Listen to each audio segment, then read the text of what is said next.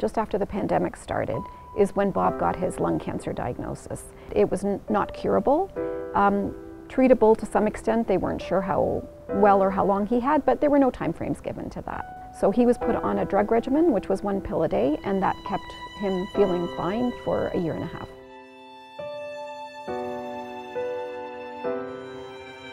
In March of 2022, he suffered a massive stroke and was hospitalized, and it was at that point that he was declared palliative. Hospice was the logical option for us, and we were well aware of what hospice was, what the idea was. Meanwhile, the lung cancer was doing what it was doing, but he was recovering from the stroke, which meant I got him back to some extent. The week before the May long weekend, Bob had started to become worse and was starting to have trouble with breathing and things like that as the tumor got bigger.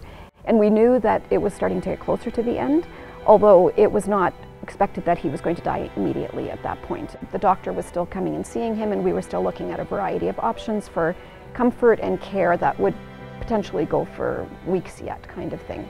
It was like all the other times. I mean, we had people come visit Bob, I spent time with him, and on the holiday Monday, I went home after supper the way I always did. And later that night I got the phone call that Bob had passed away.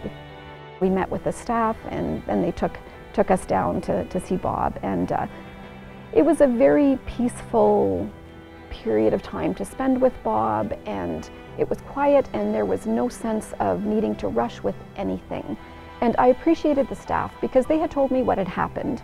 They were both there with him. They could tell that he was, passing away, and just reassured him he was not alone. And I was also so very, very grateful for that. He was here, he was in a good place, I knew it would be okay anyway, but that they were actually with him was just a comfort as well.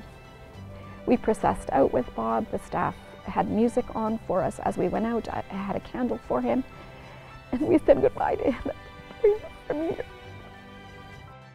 During that time, I was able to just be here, spend the time with him that I was able to or that he wanted, and as well with other people. And so that was something that I am just so grateful for, is that time.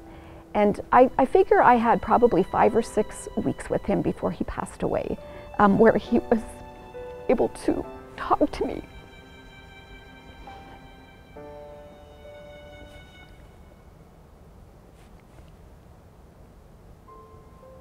And also spend that time with family. This was the place where he should be, and then my life, my life goes on, even though I would rather it be with him.